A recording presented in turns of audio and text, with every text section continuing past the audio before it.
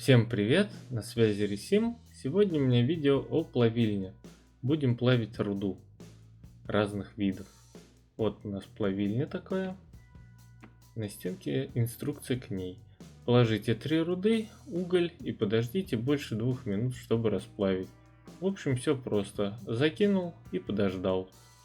Так, закрываем и берем приготовленную рудой, выкопанную из шахты. Начнем с медной. Берем кусок медной руды и закидываем прямо в плавильню через вот это отверстие. Так, закинули, проверили, она на месте. Берем следующую и проделываем то же самое. Закидываем прямо в нее.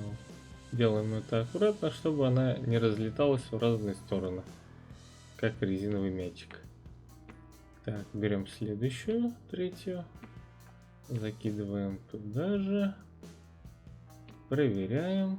Вот, все 3 на месте. И тут такая информация. Минимальная температура 800 градусов, максимальная 950. Температура плавки 1000. Это уже при ней испортится материал. Так, теперь берем кусок угля, подходим к плавильне. Приседаем и закидываем под нее этот уголек. Все, плавка началась. Нам нужно ждать больше 2 минут, но это время я перемотаю, чтобы не напрягать всех ожиданием. Так, смотрим, все на месте. И для плавки нажимаем вот на эту трубу. Нажимаем «Да».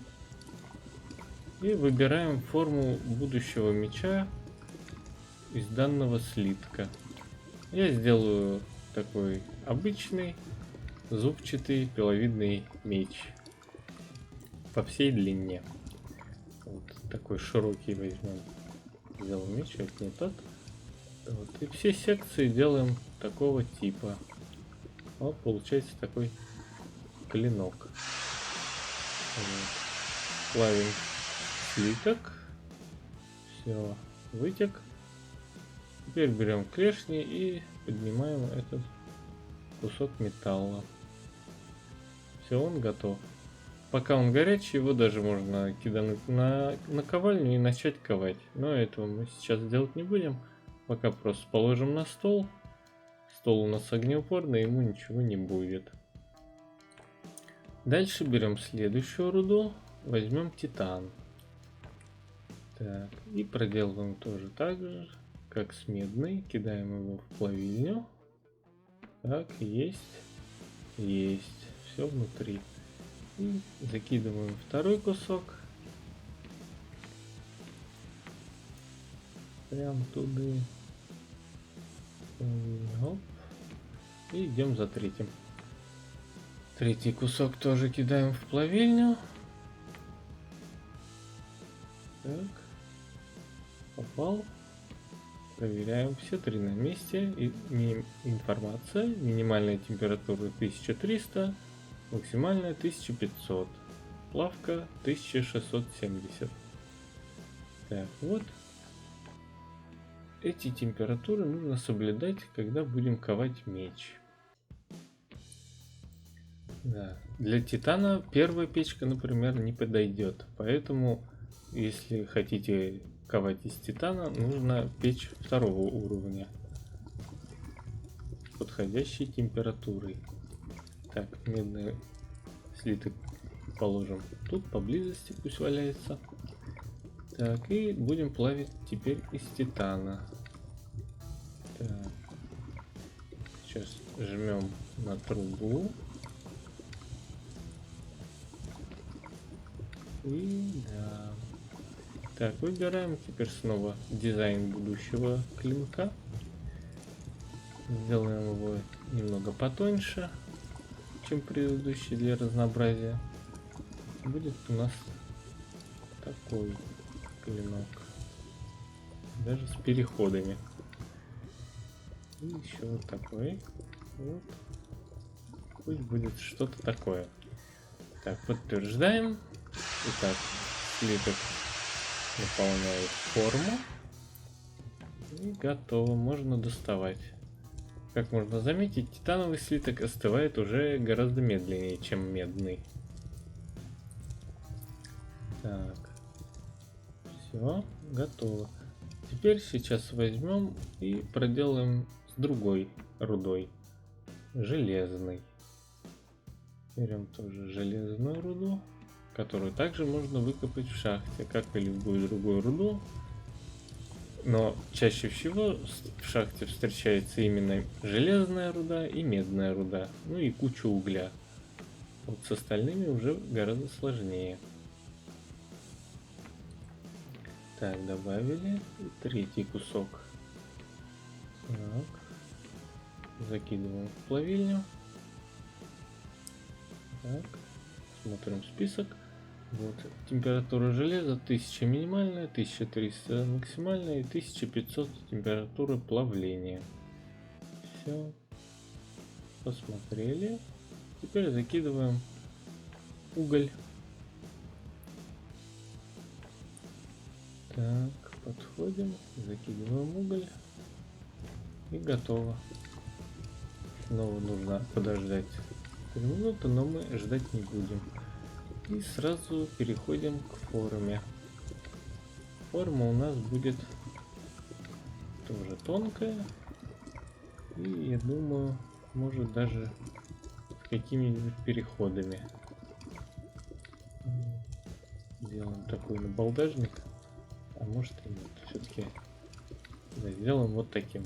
Меч. Ну, нет, думаю, не подойдет. Пусть будет так.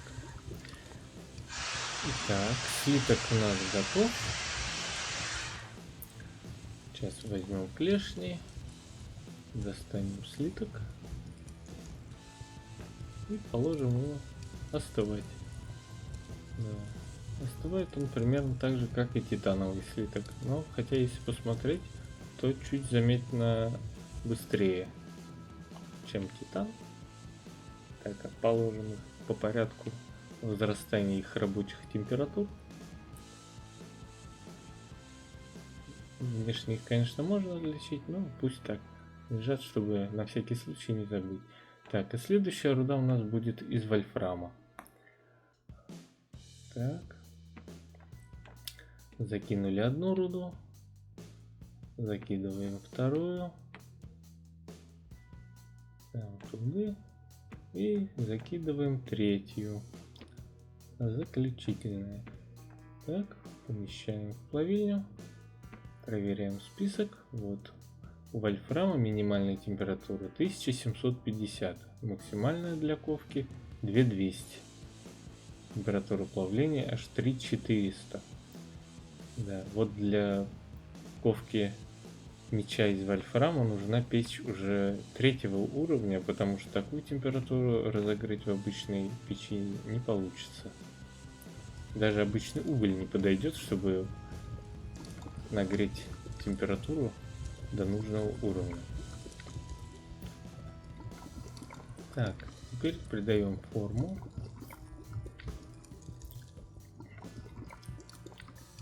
Так, сделаем такой переход. Да, будет более странной формы меч. Так, добавим еще такую секцию. И, возможно, нет, такую. Вот, будет такой непонятный меч. Так. Итак, слиток готов. Можно вынимать. Ну и как можно заметить, остывает он дольше всех. Сохраняет свою температуру. И поэтому ковать его можно точно сразу же на наковальню. А сейчас посмотрим руду серебряную. То есть. Серебряная руда очень встречается редко, так же как и золотая. Но если серебряную руду я смог как-то намайнить, чтобы получить хотя бы один слиток, то с золотом мне не очень повезло. Поэтому, к сожалению, в этой серии я не смогу показать золотой слиток.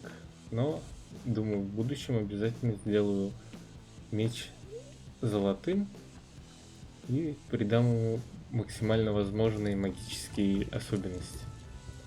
Итак, плавим серебряную руду. Так, жмем на трубу. Да, выбираем форму. Сейчас мы какое-нибудь тоже оригинальное лезвие сделаем из серебра. Конечно, серебряный меч для боя явно не подойдет. Это больше декоративное украшение.